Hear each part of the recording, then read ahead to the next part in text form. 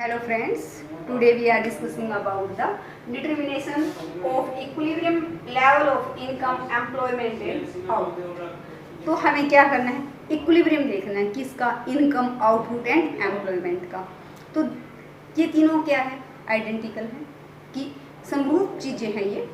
तो ये आइडेंटिकल हैं तो क्या मतलब है इसका कि जब हम बात करते हैं इनकम, एम्प्लॉयमेंट एंड आउटपुट के इक्विलिब्रियम की, तो क्या होता है हमारा इनमें कि जब हमारा क्या होता है आउटपुट, जब हम बात करते हैं इनकम के इक्विलिब्रियम की, तो इनकम के इक्विलिब्रियम से हमारा अभिप्राय, इनकम के जो इक्विलिब्रियम है उससे हमारा अभिप्राय किसके इक्विलिब्रियम से, इक्विलिब्रियम ऑफ आउटपुट। क्योंकि जब इनकम मिलती है तो इसका मतलब क्या, जब आउटपुट करते हैं तभी इनकम क्या होती है, जनरेट होती है।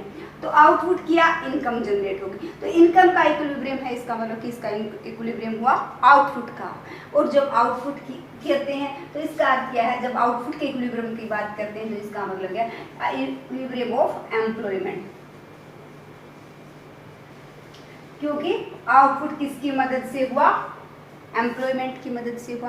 तो जब लोगों को रोजगार मिला तो उत्पादन हुआ, उत्पादन हुआ तो इनकम जनरेट हुई। तो ये तीनों ही क्या है, एक जैसी धारणाएं हैं, पर्यायवाची शब्द हम इनको कह सकते हैं। तो ये हमारे आइडेंटिकल हैं, तो एक दूसरे का हम एक का नाम भी ले सकते हैं कि इनकम के इक्विलिब्रियम की बात करते हैं तो इसका मतलब है equilibrium of income, employment and output. अब इक्विलिब्रियम कहाँ पर होता है, जहाँ पर, क्योंकि हम मैक्रो कॉन्सेप्ट कर रहे हैं तो इकोनॉमी में इक्विलिब्रियम कहाँ पर होगा, जहाँ पूरी इकोनॉमी की aggregate demand and aggregate supply एक दूसरे के इक्वल होगी। तो देखिएगा, aggregate demand is equal to aggregate supply, तो वहाँ पर हमारा क्या होगा, इकोनॉमी में इक्विलिब्रियम पाया जाएगा। तो aggregate demand is equal to aggregate supply. हम पहले भी देख चुके हैं कि एग्रीगेट डिमांड क्या है, पिछले चैप्टर में हमने किया था कि what is the meaning of aggregate demand and aggregate supply. तो एग्रीगेट डिमांड क्या था, फाइनल गुड्स पर जितने भी सेक्टर्स हैं उनने जितना भी कंजप्शन एक्सपेंडिचर किया है, इन्वेस्टमेंट पर एक्सपेंडिचर किया, वो सारा हमारा क्या आता था, एग्रीगेट डिमांड। तो एग्रीगेट डिमांड हमारी किसके बराबर थी, C प्लस आई। या तो हमने कंजप्शन पर एक्सपेंडिचर किया है या हमने किसी मशीन पर खर्च किया है, तो वो दोनों ही आ गया। तो मशीन पर किया है तो वो इन्वेस्टमेंट हो गया, कंजप्शन पर किया है तो वो C हो गया। उसी प्रकार से एग्रीगेट सप्लाई, एग्रीगेट सप्लाई में हमारा क्या था, जो इनकम जनरेट हुई थी उसको हम एग्रीगेट सप्लाई कहते हैं, तो इसको हम इनकम भी बोलते हैं। तो एग्रीगेट सप्लाई को हम क्या कह सकते हैं, इनकम कह सकते हैं। तो ये हमारी किसके बराबर थी, इनकम को हम क्या कर सकते हैं, या कंज्यूम कर सकते हैं या सेव कर सकते हैं, तो ये इसके बराबर थी। तो जहाँ पर इक्विलिब्रियम होता है वहाँ पर aggregate demand equal to aggregate supply.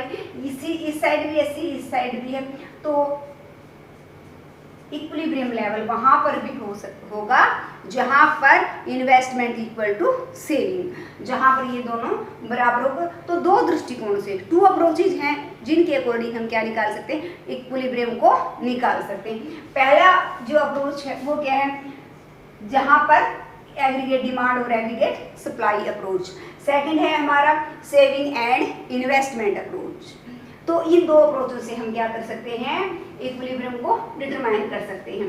तो हमारा क्या होता है, जब हम इक्विलिब्रियम की बात करते हैं कि ये जो हमारी चीज़ें हैं वो बराबर होते हैं, हम कौन सी इकोनॉमी को लेते हैं, हम क्लोज्ड इकोनॉमी को लेते हैं फिलहाल। तो क्लोज्ड इकोनॉमी में क्या होता है हमारा, जो हम टू सेक्टर मॉडल्स की क्लोज्ड इकोनॉमी लेते हैं।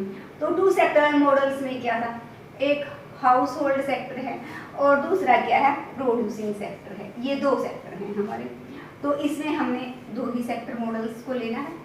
तो ये दो क्या, प्रोड्यूसिंग सेक्टर क्या करता है, इनकम जनरेट करता है। हम अज्यूम करते हैं कि जो हमारा हाउस होल्ड सेक्टर से है वो अपनी फैक्टर सर्विसेज इस सेक्टर को देता है, और ये सेक्टर क्या करता है, गुड प्रोड्यूस करता है और इनकम जनरेट करता है, वो इनकम हाउस होल्ड सेक्टर में आती है।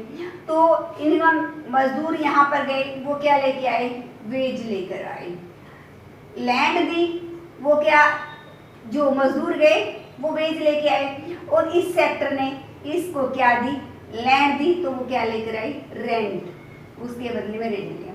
इसने इसको मनी दी, तो इसके बदले मनी क्या लेकर आई, इंटरेस्ट लेकर आई। और हम मानते हैं कि जो एंट्राप्रेन्योर है वो भी हमारा हाउस होल्ड सेक्टर से गया है, तो एंट्राप्रेन्योर क्या लेकर आया हमारा, ये लेकर आया प्रॉफिट। तो ये इनकम जनरेट होगी, इसी को हम क्या कहते हैं, नेशनल इनकम कहते हैं। तो अब इनकम जनरेट हो गई, तो हम क्या, इसमें हमारा क्या है कि जो हमारी सेविंग इक्वल टू इन्वेस्टमेंट और जो हमारा aggregate demand equal to aggregate supply है हमारे, तो ये 100 रुपये का की इनकम जनरेट होगी। यदि हाउस होल्ड सेक्टर उस 100 के 100 रुपये को खर्च कर देता है तो इसका मतलब क्या है, इकोनॉमी में इक्विलिब्रियम है, क्योंकि aggregate demand equal to aggregate supply, ये तो एग्रीगेट सप्लाई होगी। अब इसको करना है, लेकिन हम देखते हैं कि इस 100 रुपये में से ये क्या कर लेता है, मान लो 70 रुपीज़ खर्च करता है, तो 30 रुपीज़ इसने क्या कर लिए, इसने ये सेव कर लिए, अपने पास रख लिए। लेकिन यदि उस 30 रुपीज़ को वो अपने पास रखता है और घर में रख लेता है, उसको कहीं पर डिपॉजिट नहीं करवाता, तो इकोनॉमी का बहुत बड़ा लॉस है। लेकिन यदि ये व्यक्ति, एक मार्केट, एक चीज़ और होती है हमारी फाइनेंशियल मार्केट या मनी मार्केट होती है, ये जितनी स्ट्रॉन्ग होती है इकोनॉमी उतनी स्मूथली चलती है, मतलब इन्फ्लेशन और डिफ्लेशन उसमें बहुत कम होती है। ऐसा तो नहीं कह सकते कि होंगे ही नहीं, होंगे, लेकिन एक लिमिट के अंदर। तो ये सेक्टर जितना मजबूत होगा इकोनॉमी उतनी स्मूथली चलेगी। तो इसके लिए हम बैंक्स भी यूज कर सकते हैं या मनी मार्केट हम कह सकते हैं, मनी MM लिख दिया मैंने, मनी मार्केट।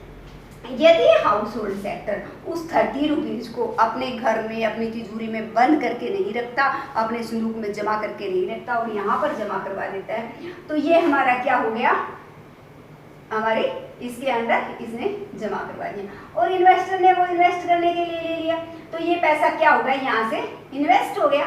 तो या अब हमारा क्या हो गया, aggregate demand equal to aggregate supply होगी, क्योंकि 70 + 30, 70 क्या था, उसने कंजम्पशन पर खर्च कर दिया और 30 क्या था, उसने इन्वेस्ट कर दिया। तो यहाँ भी इस प्रकार से हम क्या मानते हैं, इकोनॉमी में इक्विलिब्रियम तभी होगा जब एग्रीगेट डिमांड और एग्रीगेट सप्लाई क्या होंगी, दोनों भी एक दूसरे के इक्वल होंगी। और एक दूसरे के इक्वल होंगे वहाँ पर जो है इक्विलिब्रियम हम सेकंड अप्रोच से, सेविंग इक्वल टू इन्वेस्टमेंट से भी डिटरमाइन कर सकते हैं। तो जो फर्स्ट अप्रोच है, अब इन अप्रोच के बारे में जो फर्स्ट है हमारी aggregate demand equal to aggregate supply, इस पर भी 2 विचारधाराएं हैं। पहली जो विचारधारा इक्विलिब्रियम के बारे में है वो है क्लासिकल्स। तो क्लासिकल्स ने इसके बारे में क्या कहा, क्योंकि इक्विलिब्रियम तो हम देख चुके हैं कहाँ पर होगा, जहाँ पर एग्रीगेट डिमांड और एग्रीगेट सप्लाई होगी। तो क्लासिकल की थ्योरी क्या कहती है, पहले क्लासिकल थ्योरी किसके अकॉर्डिंग, एग्रीगेट डिमांड और एग्रीगेट सप्लाई पर। तो क्लासिकल,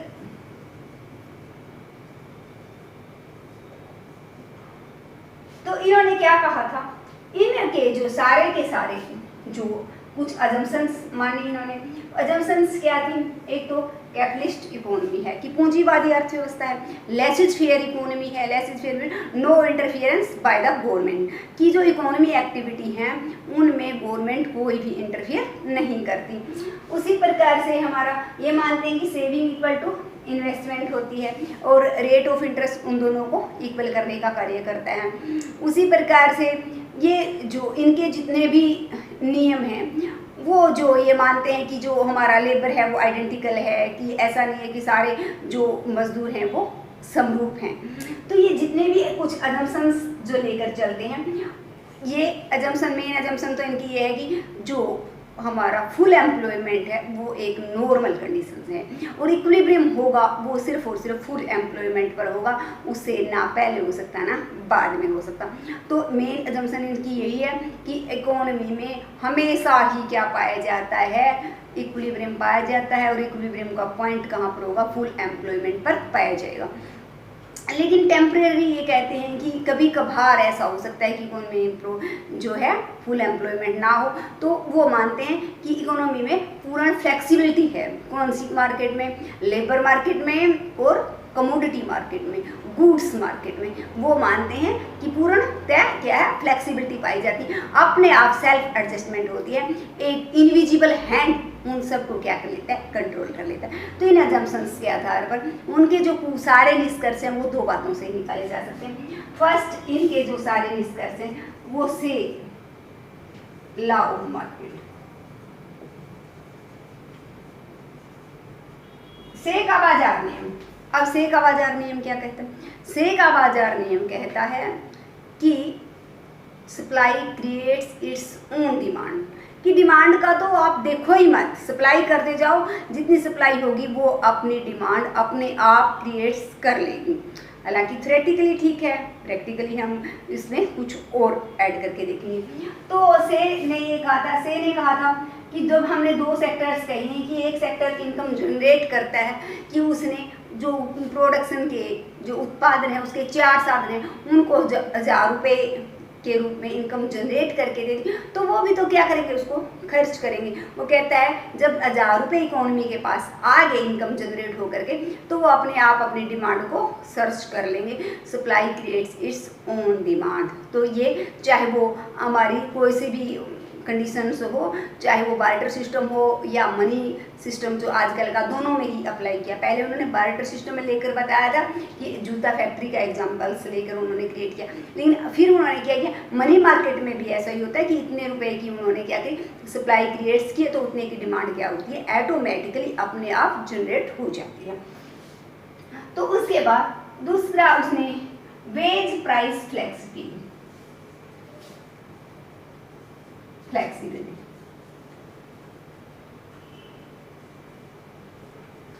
वेज प्राइस फ्लेक्सिबिलिटी क्या है? वो कहता है कि जहाँ पर इक्विलिब्रियम होता है वहाँ फुल एम्प्लॉयमेंट पाया जाता है, और जो है श्रम की मांग और पूर्ति की शक्तियों के हिसाब से जो वेज है या प्राइस है वो अपने आप कम ज़्यादा हो जाती हैं, और फिर से हम क्या की स्थान पर लॉन्ग रन में उसी इक्विलिब्रियम पॉइंट पर आ जाते हैं। टेम्परेरी तो हम इधर उधर हो सकते हैं, लेकिन फाइनली हम उसी पॉइंट पर पहुंच जाते हैं। तो इसमें हमारा जिस तरह से उसमें वेज प्राइस फ्लेक्सिबिलिटी में, इस साइड हम वेज लेते हैं, इस साइड नंबर ऑफ लेबर लेते हैं। तो इस प्रकार से हमारा क्या होता है, ये सप्लाई है, क्योंकि कम वेज होगी तो लेबर की सप्लाई कम होगी, ज़्यादा वेज होगी तो वो सप्लाई बढ़ाते जाएंगे। उसी प्रकार से हमारा क्या है, डिमांड है। डिमांड का ऑपोजिट रिलेशन है, वेज ज़्यादा होगी तो प्रोड्यूसर को कॉस्ट क्या होगी, ज़्यादा होगी, वो कम लेबर की क्या करेंगे, डिमांड करेंगे।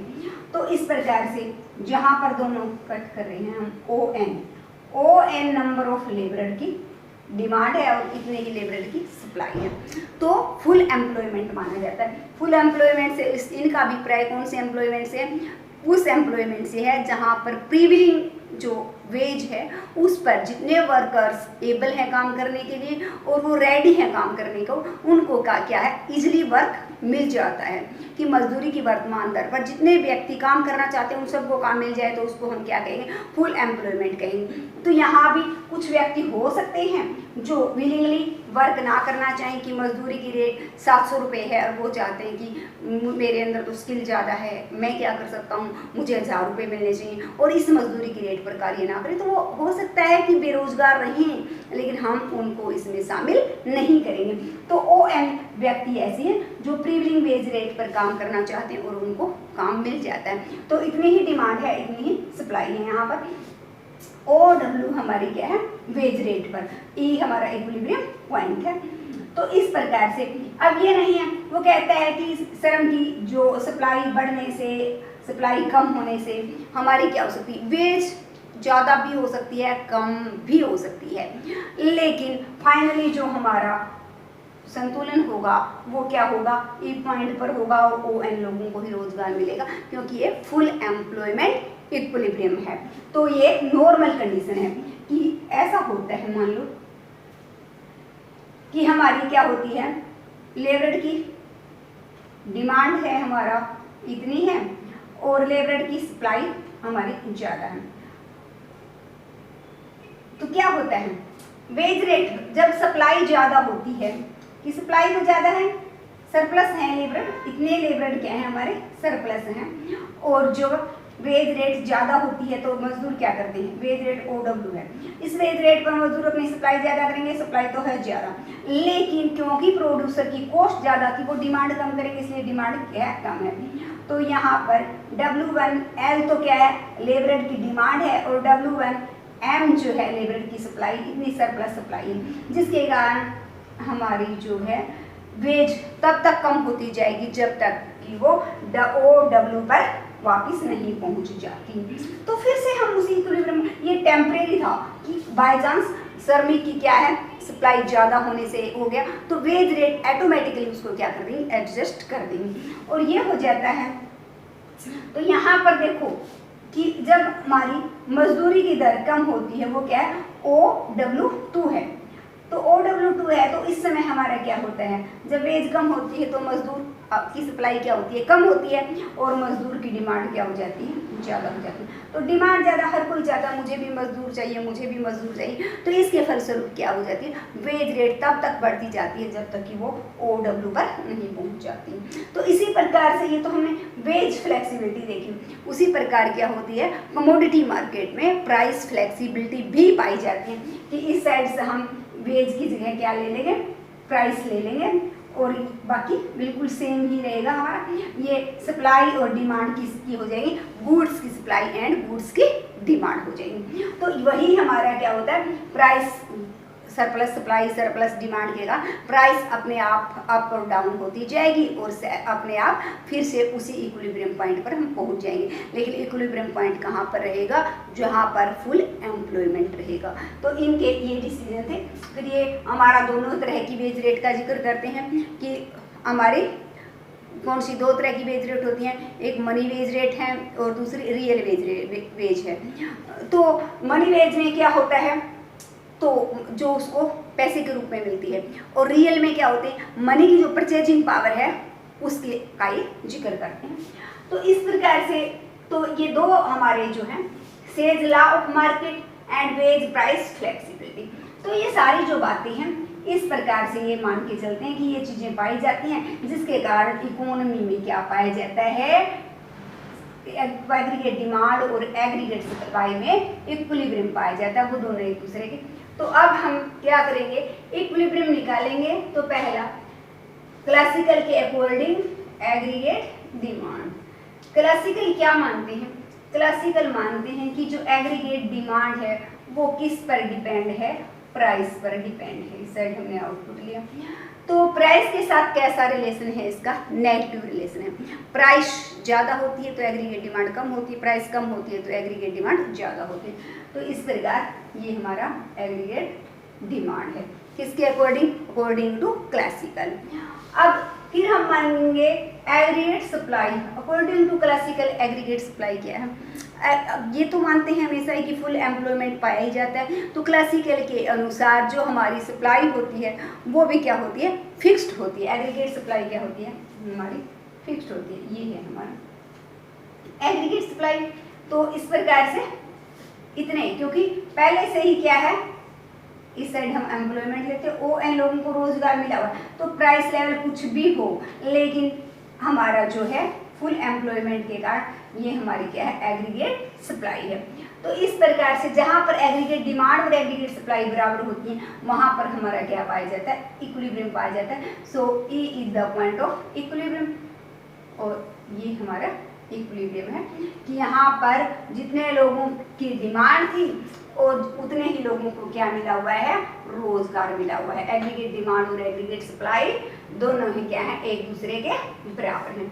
तो इस साइड का लेवल हम देख सकते हैं, इस साइड का, लेकिन ये जब नीचे है तो टेंस इस साइड इसी इक्विलिब्रियम पॉइंट पर पहुंच जाते हैं, और ये टेम्परेरी है कि ऊपर है तो हम नीचे की तरफ जाते हैं। तो टेम्परेरी हम OP से OP1 और OP2 पर पहुंच सकते हैं, लेकिन जो परमानेंटली इक्विलिब्रियम है वो हमारा OP ही रहेगा। ये हमारा फुल एम्प्लॉयमेंट इक्विलिब्रियम है। तो नेक्स्ट जो इन्होंने किया है क्लासिकल्स का, वो है हमारा सेविंग एंड इन्वेस्टमेंट जो है उसके अकॉर्डिंग क्या किया है इन्होंने, इक्विलिब्रियम पॉइंट निकाला है। तो इनके according saving is a function of rate of interest. वो क्या मानते हैं, रेट ऑफ इंटरेस्ट कम है तो सेविंग कम है, रेट ऑफ इंटरेस्ट बढ़ जाता है तो सेविंग भी बढ़ जाता है। There is a positive relationship between saving and rate of interest. फिर ये रेट ऑफ इंटरेस्ट को आर लिख दिया, इस साइड हमारी क्या है सेविंग आ गई। तो ये ऐसा होता है सेविंग कि कम ब्याज की दर है तो कम है, ज़्यादा ब्याज की दर होती जाती है तो ये क्या होता जाता है, ज़्यादा होता जाता है। फिर ये जो हमारा है इन्वेस्टमेंट को भी क्या मानते हैं, is a function of rate of interest, ये इसको भी मानते हैं। लेकिन इसका क्या होता है, नेगेटिव रिलेशन होता है। रेट ऑफ इंटरेस्ट जितना ज़्यादा होता है इन्वेस्टमेंट उतना ही कम होता है, रेट ऑफ इंटरेस्ट जितना कम होता है इन्वेस्टमेंट उतना ही ज़्यादा होता है, क्योंकि वो प्रोड्यूसर के लिए क्या है, ब्याज एक कॉस्ट हो जाती है।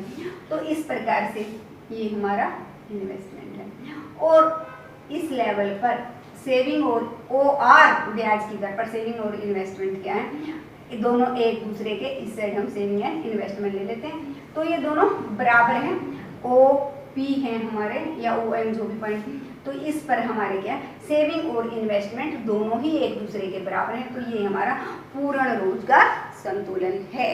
तो OR ब्याज की दर होगी। तो टेम्परेरी हम ऊपर नीचे हो सकती हैं, ये टेम्परेरी हमारा यहाँ पर ब्याज की दर OR1 हो जाती है। तो जब ब्याज की दर ज़्यादा होती है तो लोग क्या है उधार कम लेंगे, क्योंकि उनकी कॉस्ट ज़्यादा आती है। इतनी ज़्यादा ब्याज की दर पर कम से कम लोग क्या करेंगे, इन्वेस्ट करने के लिए तैयार होंगे। तो जो पैसे की जो डिमांड है वो क्या है, कम है, इन्वेस्टमेंट तो कम है लेकिन सेविंग ज़्यादा कर रहे हैं सभी लोग, तैयार है कि मेरा पैसा उधार लो, मेरा लो। तो उस समय क्या हो जाएगी, ऑटोमेटिकली रेट ऑफ इंटरेस्ट अपने आप घट के तब तक घटती जाएगी जब तक कि वो OR पर नहीं पहुँचती। और जब जो है शॉर्ट पीरियड में जब रेट ऑफ इंटरेस्ट OR2 होती है तो क्या होता है हमारा, उस समय हमारा क्या होता है, यहाँ पर जो सेविंग है वो तो क्या है हमारी कम, क्योंकि ब्याज की दर इतनी कम है लोगों को लगता ही नहीं कि सेविंग करने का कोई फ़ायदा भी है, क्योंकि वो तब अपने ऊपर उसको खर्च करना ज़्यादा पसंद करते हैं। एक मिनिमम लेवल होता है सेविंग, उससे नीचे नहीं जाती। और उधार देने का भी एक लेवल होता है, जब ब्याज की दर एक मिनिमम लेवल से भी नीचे चली जाती तो कोई व्यक्ति उसको उधार देना पसंद नहीं करेगा। तो ब्याज की दर जब OR2 है तो सेविंग हमारी क्या होती है, कम है। इन्वेस्टर जो है इतने कम ब्याज दर पर सभी लोग चाहते हैं कि वो इन्वेस्ट करें, क्योंकि उनकी कॉस्ट क्या है, बहुत ही ज़्यादा लो है। तो इस पर क्या है, डिमांड ज़्यादा है और हमारी क्या है, सप्लाई कम है मनी की। तो इसके कारण रेट ऑफ इंटरेस्ट तब तक बढ़ता जाएगा जब तक कि वो OR पर नहीं हो जाता। तो ये कौन सा था, saving and investment approach by classical. Equilibrium के लिए क्लासिकल की अप्रोच थी सेविंग और इन्वेस्टमेंट के माध्यम से इक्विलिब्रियम देखा। पहले हमने किसके माध्यम से देखा है, डिमांड एंड सप्लाई अप्रोच के माध्यम से क्लासिकल ने कैसे हमारा क्या दिखाया, इक्विलिब्रियम को डिटरमाइन करके दिखाया। तो यहाँ इकट्ठा भी हम बता सकते हैं कि जब वहाँ पर इक्विलिब्रियम होता है उस समय यहाँ पर भी इक्विलिब्रियम होता है। तो ये वाला हमारा इस प्रकार से हम ले सकते हैं कि ये जो पॉइंट है ये हमारी एम्प्लॉयमेंट है, एग्रीगेट सप्लाई है, ये हमारी एग्रीगेट डिमांड है। तो इस समय हमारा क्या है, दोनों में इक्विलिब्रियम, एग्रीगेट डिमांड और एग्रीगेट सप्लाई के अकॉर्डिंग, सेविंग एंड इन्वेस्टमेंट के अकॉर्डिंग। तो फ्रेंड्स, थैंक्स अ लॉट।